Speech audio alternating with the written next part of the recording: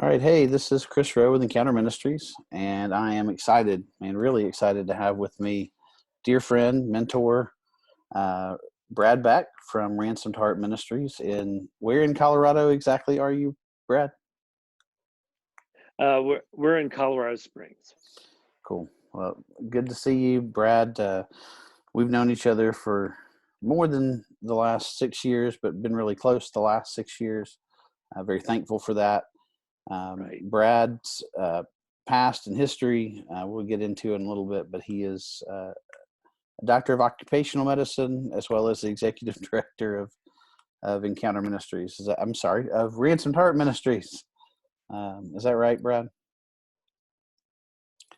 Right. Yeah. I actually, I did several years in emergency medicine and uh, was board certified in emergency medicine until it expired a little bit ago, but also did aerospace medicine as well. So my most recent clinical practice was occupational medicine. Okay. All right, we're going to ask you a few silly get to know you questions, and not, but just to have a little bit of fun here. What's your favorite movie or favorite couple of movies? Oh, all the Star Wars are are awesome, and I love Gladiator. I Rogue One might be my favorite Star Wars movie, even though it's kind of a prequel. But and most recently, 1917 just really gripped me. Cool. So I haven't seen that. That's on um, our list. yeah, Favorite yes. book or books, and you can't say the Bible. That's too ministerial.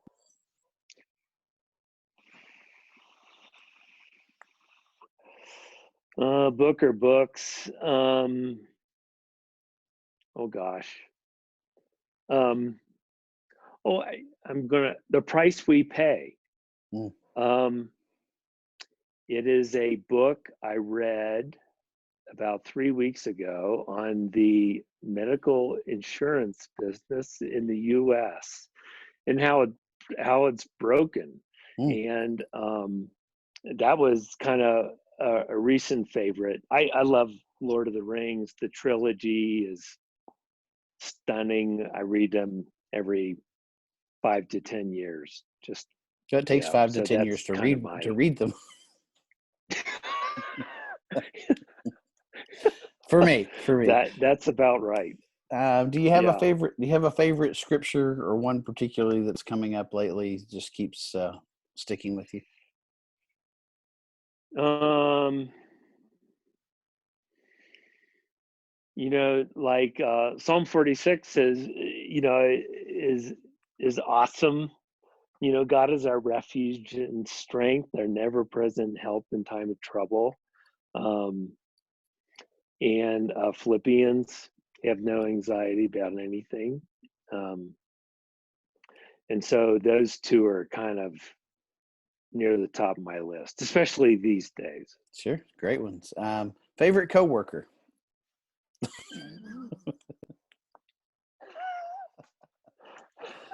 Oh gosh, I'll get in trouble. How can I No, answer this? that's yeah. So Um, I just wanted to watch you squirm.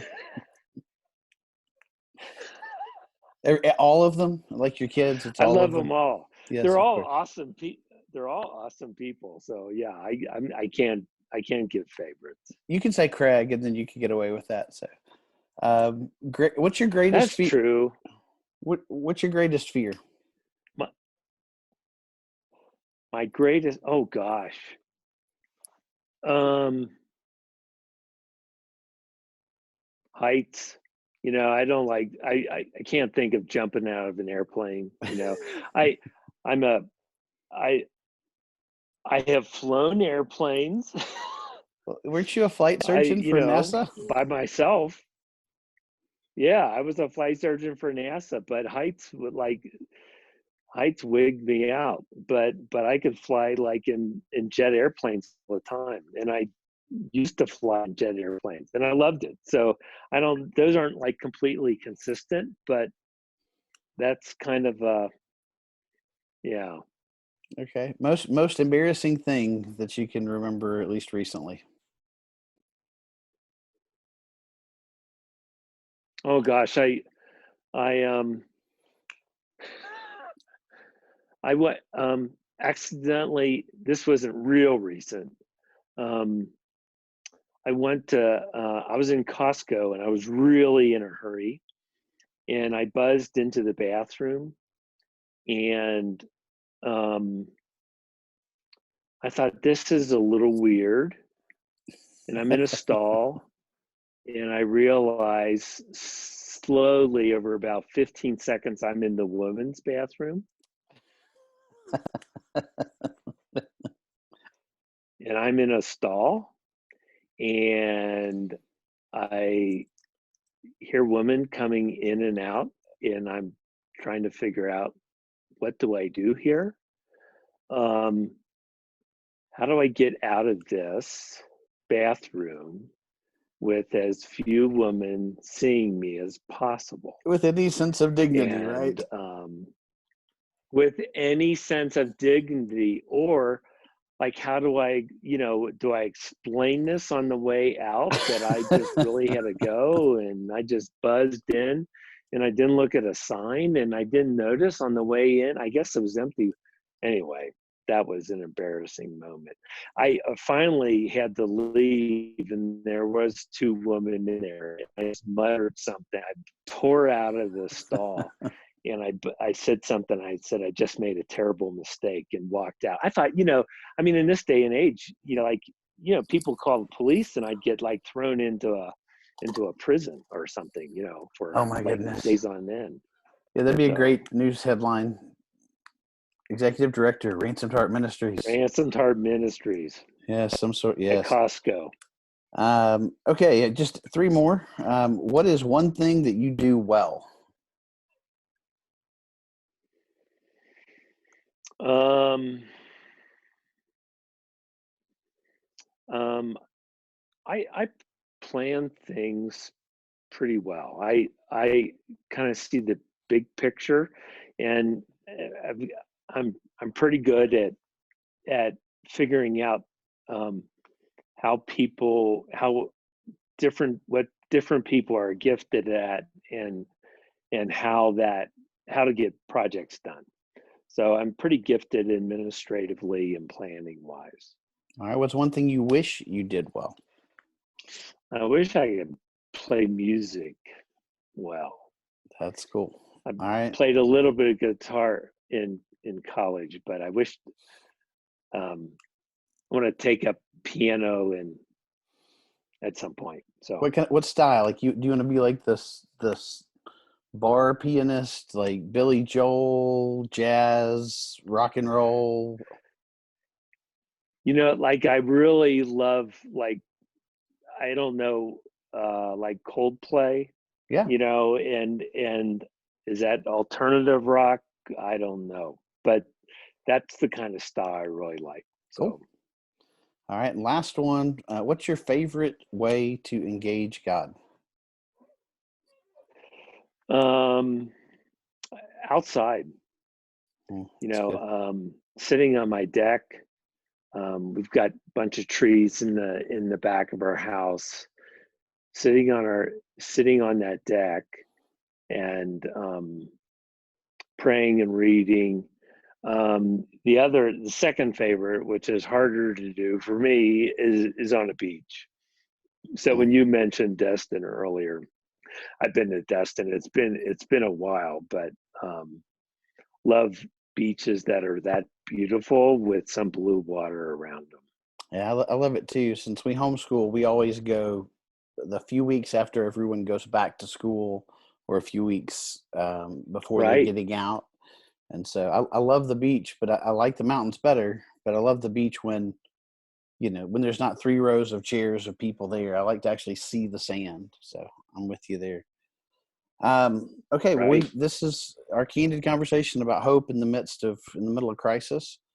And so I just wanted to have our conversation. We had a few notes, but really, tell us a little bit more about yourself, if you would, and then maybe a little more of your story. Uh, Married with kids and the whole bit. And Um, and maybe some of the thoughts that you have just from your own story of how do we face what's going on, and how do we face it? How Right, do we come through with hope in the face of fearful times? right. Well, wow, been became a Christian in college, and um, came from a Catholic background, and um, felt that I was in pre med at the time, and felt like God really confirmed to me that I should continue to pursue medicine. So I did that, kind of gave that to Him, and got into a bunch of medical schools.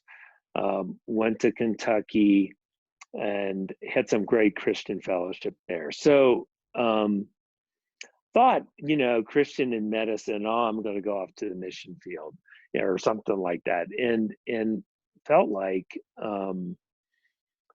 even during my training, I was kind of drawn to regular ministry more than medical ministry. Had some opportunities to do some medical ministry on short-term basis, but really felt like I was drawn to my church and to groups and to leadership in the church. And so um, when I finished medical school, went into emergency medicine for a number of years, and then when I met Lisa, and we got engaged, we went spent some time with Youth with a Mission. We went to a school, DTS, Discipleship Training School, in Hawaii. And we actually spent our first anniversary in Hawaii. Our school was just starting. Mm. And that was really formative, not only because of the teaching and to see how God moved in miraculous ways, um, but yeah, did an outreach to the Philippines, really remarkable time. We led a drama group and a medical group at that time, and stayed on staff for about a half a year, and felt like Lisa and I felt like I wasn't finished with training, but felt like we were going to come back to missions or to ministry at some point. And so got came back, did another residency program, ended up working for NASA for a number of years, and continued to have great fellowship and great teaching through that time. And then, at NASA, I was using aerospace medicine and emergency medicine in my time taking care of astronauts, but felt like, again, kind of this ministry theme was going to come back uh, into my life's life. So when we, gosh, we were there. Our kids were, we had 3 kids at that point, and like we were getting rest. It was a good opportunity. It was a really great, really a fun opportunity. Felt like felt like God, we had something was on the horizon. And so when was we got an invitation to a medical conference that focused on the family um, in November of, oh wow, 95. And so Lisa and I went to that conference, and they were looking for a physician to come on staff. And they had an advisory board of physicians, but they were looking for someone to actually work on staff and kind of contribute towards medical accuracy and content. So Lisa and I was really interested. Lisa and I prayed about it. We talked about it. I applied. Felt like God, if we get, it was hard. It was a hard job to get. There was probably, I don't know how many applications, but there were 400 doctors at this conference, and probably 390 of them wanted to come work for Focus. So I applied. One thing led to another, and ended up got the opportunity, and we felt like God was calling us to it. So in uh, 96, we moved here, and I started working there. So ran a ministry area for medical professionals. We had a really nice magazine, went out to 60,000 doctors. We had conferences every year, every other year for medical professionals, and it was a great opportunity. It was an awesome time, and so when Focus started going through some downsizing in '05, I felt like my ministry area was cut quite a bit, and asked Jesus what was going on, and he kind of made it really clear that it was time to leave. And so I took a part of that downsizing and worked in a clinic for a while, and that wasn't going particularly well, and was looking, like, what's the next thing? And so I emailed kind of a band of brothers that I had, and said, hey, I need some direction and guidance. And one of the guys was working at Ransomed Heart, and he said, well, we've got some project work, and some building projects, some benefit plans. We need a retirement plan. Would you be interested in that? So I was, I applied, and so they asked me to come on for 6 months, and I worked for 6 months, and then they extended that 2 or 3 more months. And then they asked me to just kind of become chief operating officer, make it more long term. And I was interested, it was going well. And so I stayed on to do that. And then they just kind of kept giving me more responsibilities. I started working with the board of directors, kind of came chief administrative officer, chief executive officer through that time. So that was kind of my work journey. Yeah. Yeah, So, I'm trying to think what else would well, be so with useful you, to say about. well, with your, you got a unique perspective. You're a dad, you're a granddad, you're a Yeah. doctor, and you're in full-time ministry to people's hearts. So just what unique perspective might you bring? I mean, we could pick stories. We could pick Craig. We could pick your daughter. I mean, there are lots of stories in your life Yeah. about loss and difficulty, and any of them that you want to share, you're welcome to. But just what Okay. lessons? What lessons for this time of uncertainty, this crisis? How do you walk through that with any semblance of hope? And any part of any of those stories you want to share, feel free. Okay. Well, yeah, our middle daughter had special needs. Her name was Maddie, and she was born in 91, January of 91. And it was it was it was a difficult journey. She had a chromosome deletion. She was missing a piece of a chromosome, and he ended up that we took her to Baylor Medical School genetics department, and they they discovered the genetic part that was missing, but they said that they had never seen it before, and they probably would never see it again. She was like in a 1 in 20 million, Wow.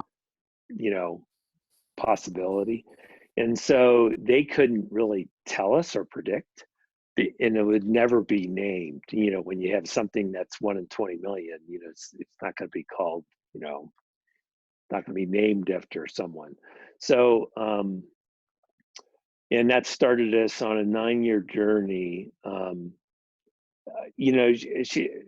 She had a few operations. She had a hernia. She had a soft palate cleft, and she had real obvious delays. She didn't grow very fast. She was mostly nonverbal. She could cry, she could yell, she could laugh, but she didn't really vocalize. So her like our son was born afterwards, and within like 3 months he weighed more than she did, and she was like 2.5 years older. Wait a second. Sorry. That was a perfectly Wrong pipe. executed elbow cough. Way to go. Thank you. Good example right there. Yes, that was a good example. So when we moved to Colorado, she was 5 years old and pretty healthy, and we're kind of bouncing along, and she was in a special needs class at school, and ended up in a good church situation that was able to. I had a great Sunday school teacher that really loved on her and took care of her in a really really wholesome way. And then in November of 05, actually, we had kind of a physical exam, and the doctor who was taking care of her said, well, she's got a heart murmur.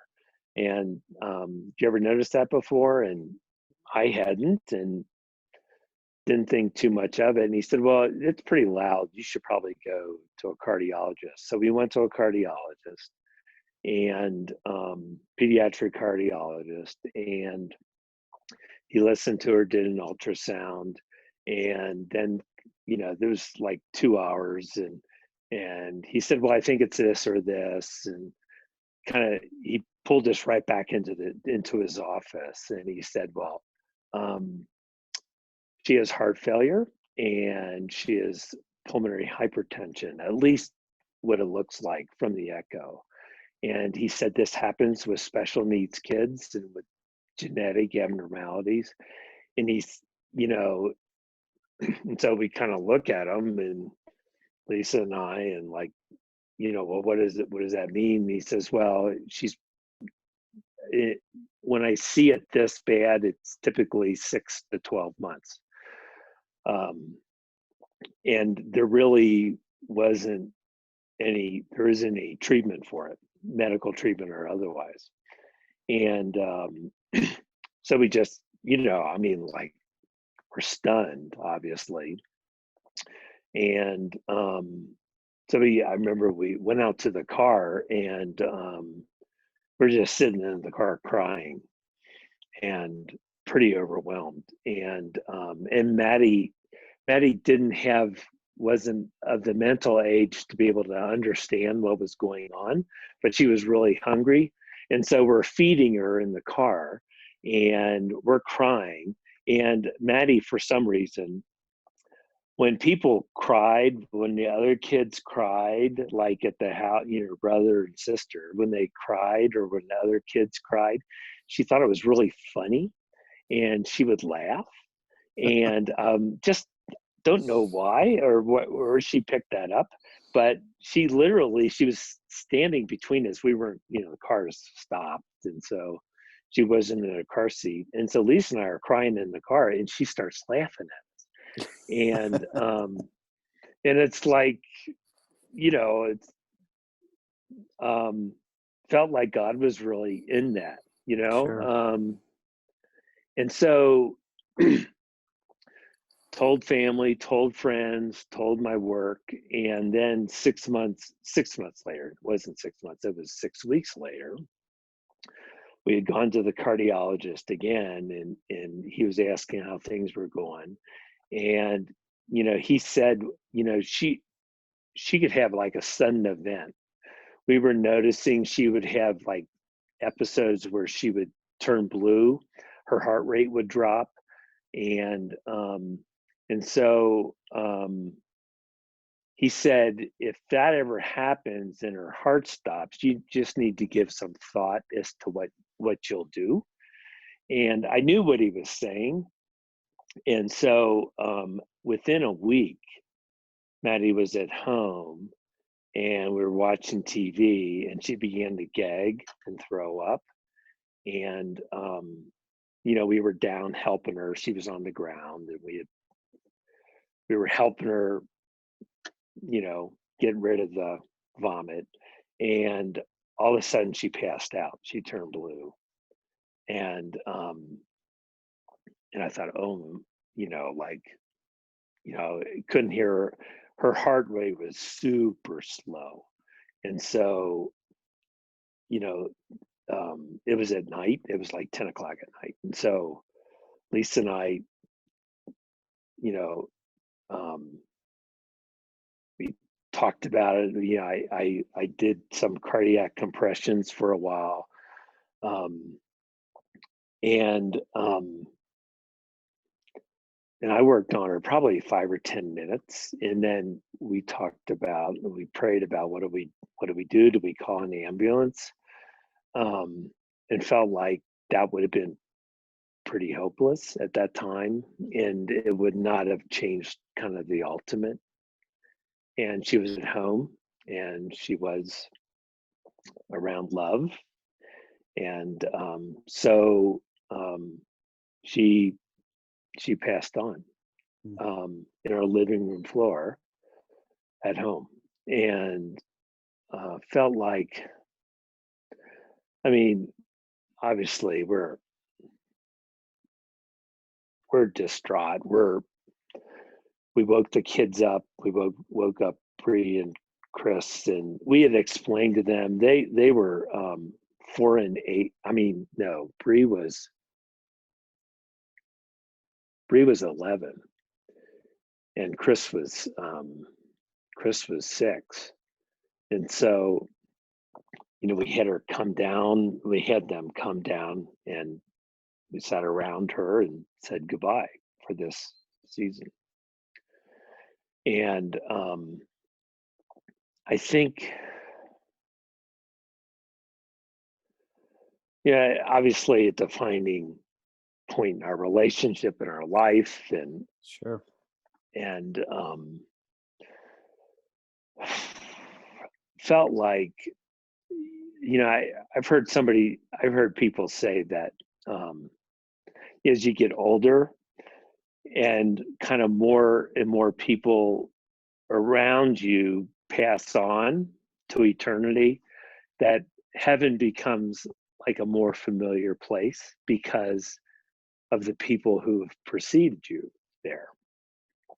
And so at age, gosh, was I 48 at the time?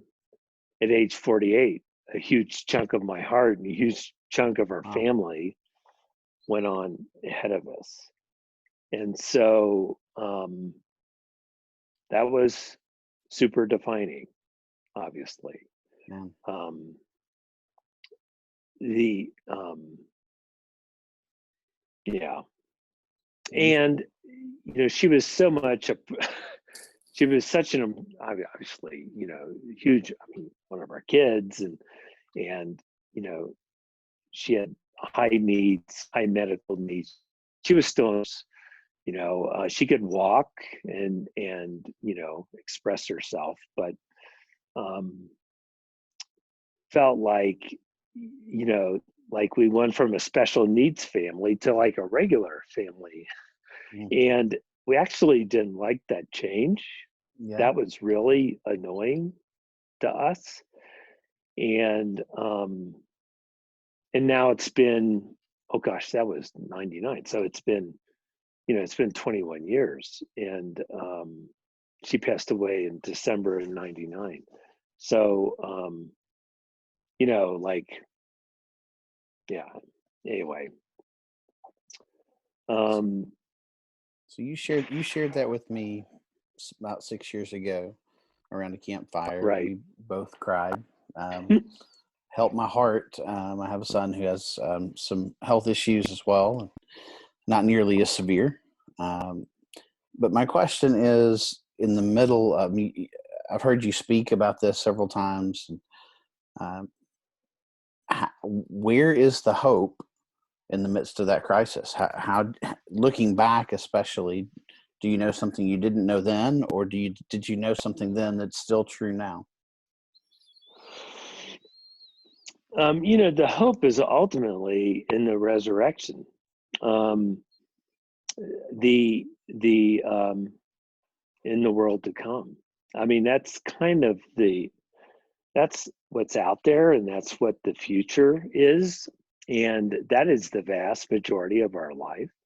It's this this life is Yeah.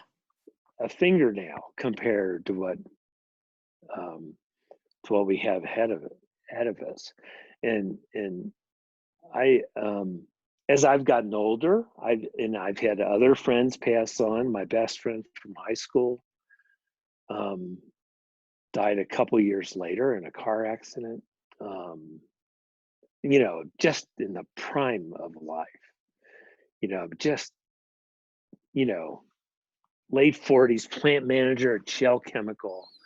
Um, just incredible man. And then I worked with Craig for 8 or 9 years, or longer than that. I mean, I've been a ransomed heart now, um, 14 years. Wow. And when I started working at a ransomed heart, Craig was there, and he was one of the leaders there. And then a few years after I started working there, he gets a leukemia diagnosis. It's a long-term leukemia. And he and I just grew to be really good friends and compatriots, and gave me finer appreciation of Manhattans, and wine, certain wine. And um, and then he gets his CLL gets worse.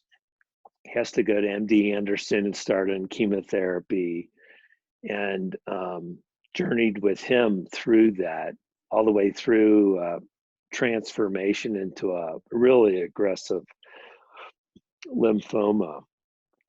And he was down at MD Anderson in Houston for quite a bit of his treatment. And I went down and kind of helped him navigate the medical stuff, because I just knew more of the lingo, and more of I wasn't an expert in CLL, but I could help him kind of make choices. And he was facing some experimental therapies, and just trying to help him and Lori and his girls kind of navigate those last few months. But then, it didn't work. It didn't work from an earthly point of view. He got worse, and they didn't tolerate the treatments well. And he made a decision to kind of come back to Colorado and live out his last week and a half here in Colorado. Um, what a journey. I mean, wow. Well, and Craig was such an emotional and expressive You know, guy. What did you learn from him? I remember the picture of him in his bed with his hand up. But what did you learn from him about hope in the midst of crisis? Because I mean, I know there were some times when he was really, really down. And the story that he shared, like our band of brothers, our men's group, still talks about the story that he told about having to tell his daughters about having cancer. And when he's driving back from California and he's crying, and then God says to him, don't you think that I love them more than you do? Don't you think that I'll care for them better than you do?" And then he said, yeah, "Well, no, I really don't." And then he cried the rest of the way home. Our guys still talk about that right, story. And so, one of the things yeah, for me that I learned from him is just the honesty before God. When at that moment, there's no way towards hope without admitting our hopelessness. And Craig was really helpful for right. me in that. What from him and from Lori in that process did maybe you take away about hope? Yeah, well, that story, it was like, yeah, the line I remember was that Jesus said to him, "Do you think I can uh, be a better? Do you think I can be a better husband to Lori, and I can Oh be man, a better father to your girls?" yeah, And like, yeah, his response was, "No, I don't think you can." And of course, he's busted. Of yeah. course, Craig telling the story, he's self-effacing and he's bringing humor into it. And then I also And you're remember the crying while story he's doing of, it. right, exactly. I also remember the story where Craig was in an I don't know if he was in a hospital room or an ER, but he's miserable. He's got all this pain, and he said Jesus told him to pray for other people. And so he's praying out loud. He's praying for Ransom Hard staff, his friends, his family, you know, and and he's telling that story. And I'm like, you know, Mm. Jesus told you that, like, oh my, like that's pretty hard. That's um yeah, that's a spiritual level I hope I don't get called into at this point. Yeah. Um but I also remember, oh gosh, when he was in the hospital, Mm. Yeah.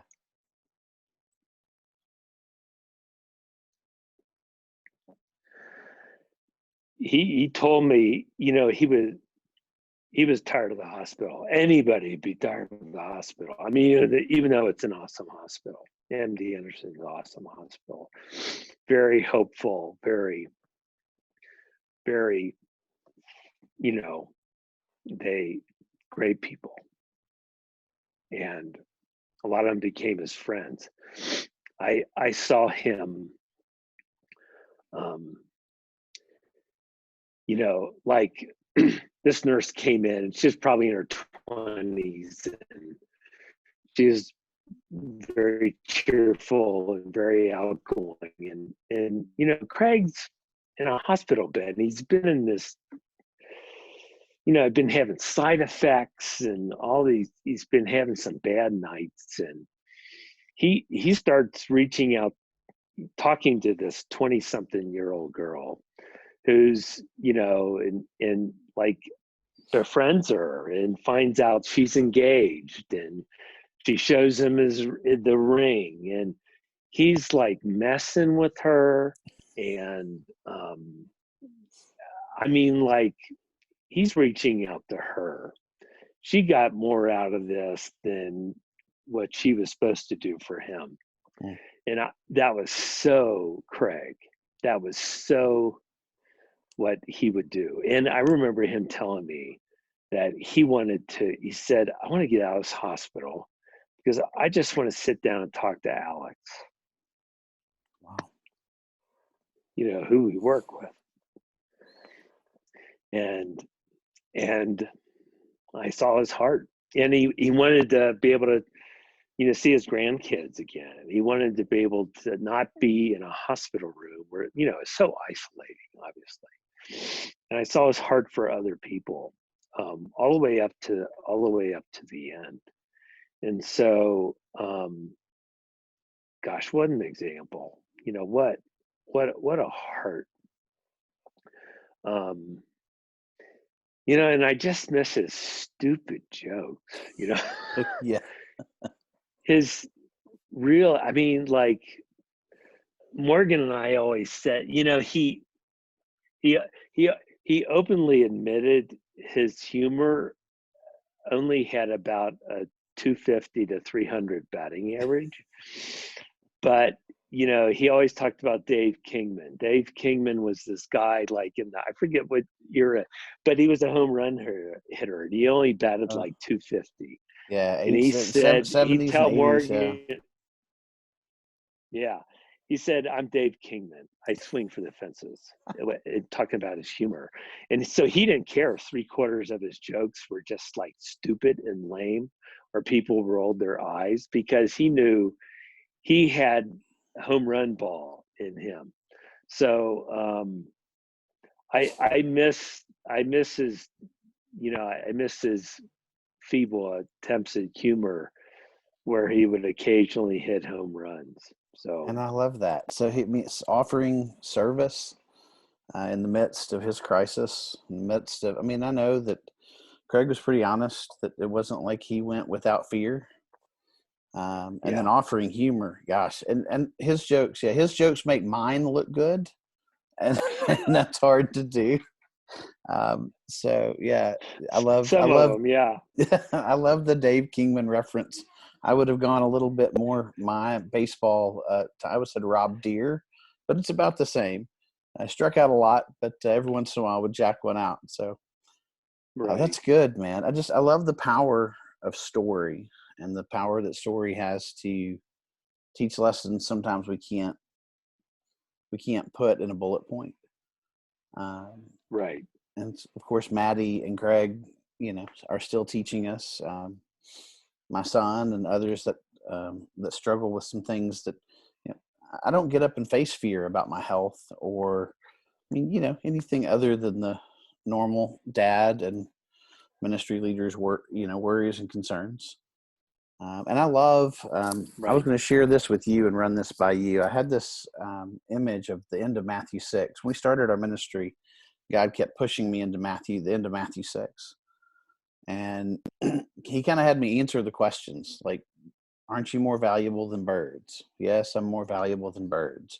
And it kind of felt like homework. Aren't you more valuable than flowers? Yes, I'm more valuable than flowers. And then one day he said, my tone of voice about this is not what you think.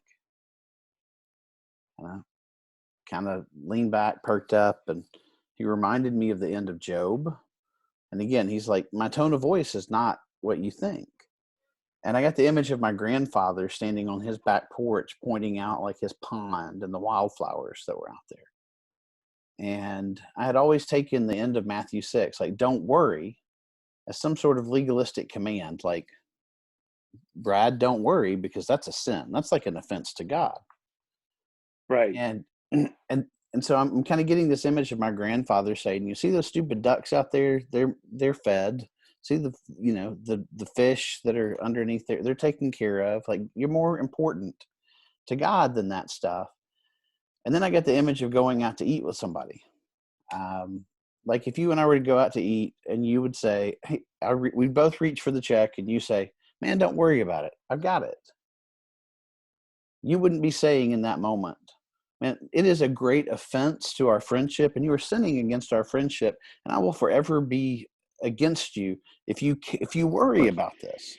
You're saying, "No, I've already made Right. provision. You don't have any need to worry."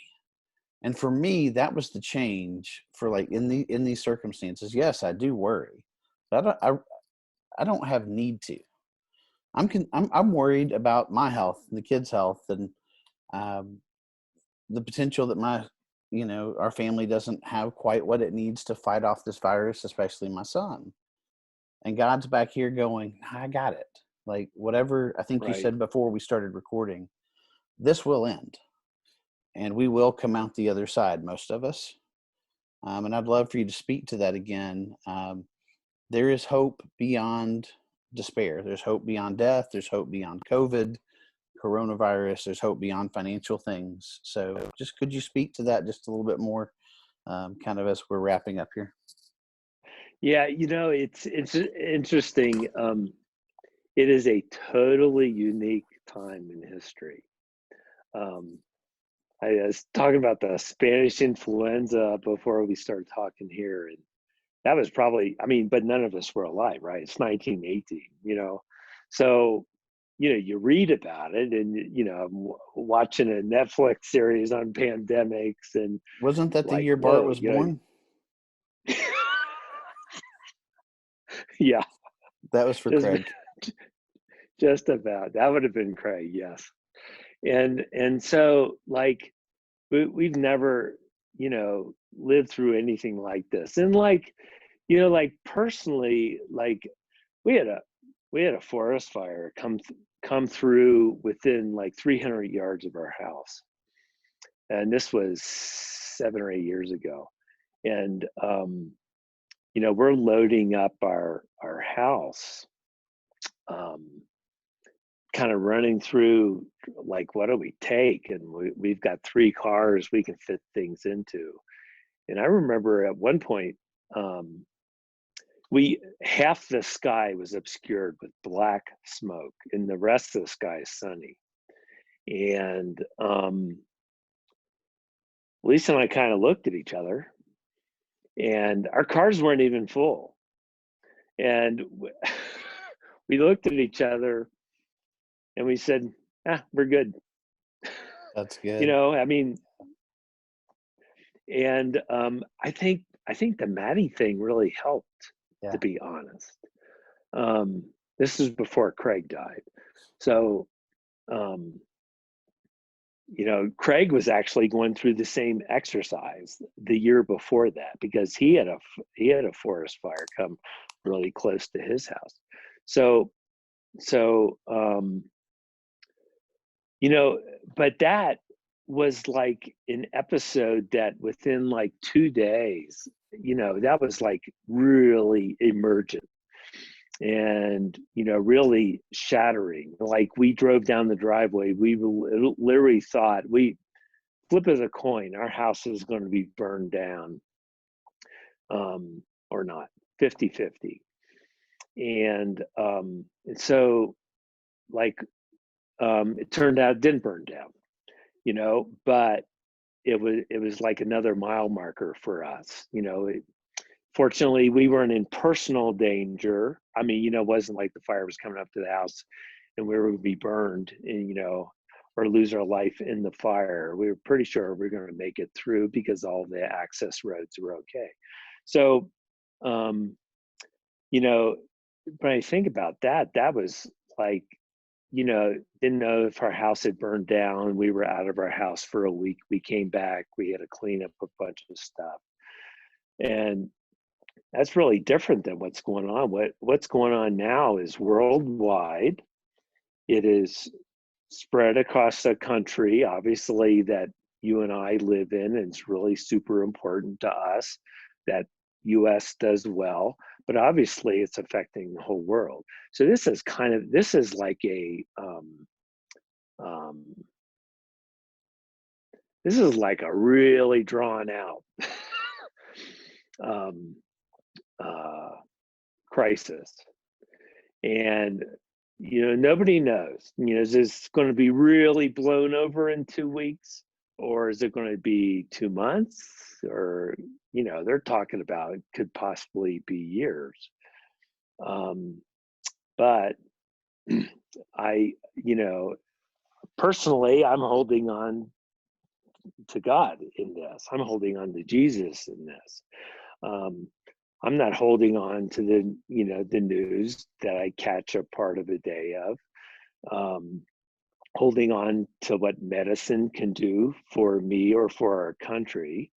I'm 64. I'm at a higher risk. I'm trying to do smart things, and I'm encouraging other people to do smart things. You know, but I don't hold on to um, this life or to my country or to medical science for a long-term solution to this.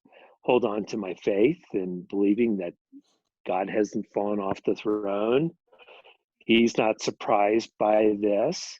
I think this could easily be something that turns a lot of hearts and to Jesus at this time, and I'm real encouraged by that. Um, so that's kind of what I'm putting my hope in at this point. I'm I I'm going to choose to hold on to that. That's good. Hold on to that and know that God's not going to waste this, and the enemy's not going to miss No, his opportunity. I mean, if you turn on the television, you can see that, but he's not going to miss his opportunity to capitalize on that as well. So thank you, Brad. sure. Just been it's a joy every time we get to talk. And so, if you would, I'd like you to do a couple of things. One, if you would, any resources you mentioned the price we pay, but any resources you want to recommend. Um, we've been talking about RH Tribe. We haven't talked about Pause yet, actually, in any of our things. So, but any Yeah, resources you want to recommend, and then if you want people to be able to email you, then tell them how to do that. If not, they can reach you through ransomedheart.com. So just yeah, if you right. would wrap us up with that, that would be good. Sure. You know, Get Your Life Back is a book. Let me see if I've oh, it's out in my car. Um, Get Your Life Back is a book that John Eldridge just released, and then the Pause app is an app that we developed around it. It's a look up the Pause by Ransomed Heart Ministries. I think Really on helpful. iOS it's the It's a 1 minute pause. I think on yes. Okay. iOS Yeah. it's been yes 1 minute pause on your Apple phone. Okay. Yeah.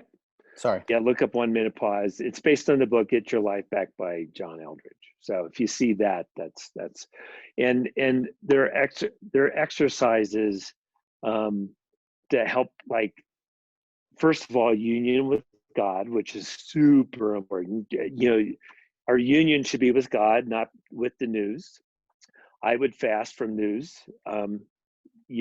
Take it in small doses. There, I'm not saying that there's bad motives, but I'd rather take in God than the news. But I watch the news. I mean, I'm fascinated by it as a physician. And it concerns me. The other thing, there's a couple of podcasts that Ransomed Heart just did. One's called "Responding to the Global Crisis." That was 2 weeks ago, and that's on the Ransomed Heart podcast. It's free. And then another one was last Monday called "The Hour We Live In," and that's another one that I would personally uh, recommend. Just really great perspective to kind of get your heart on Jesus in this time. The Pause app really helps with not only union with God, but also benevolent detachment, which is a way of loving people, but not carrying people through this crisis. Um, and just really helpful to me personally. Like when I start worrying about fear, giving way to fear or kind of the natural consequences, like, I mean, I can go a thousand places in fear, but I'm choosing to center in God at this point, and it's much more helpful and it's much more constructive.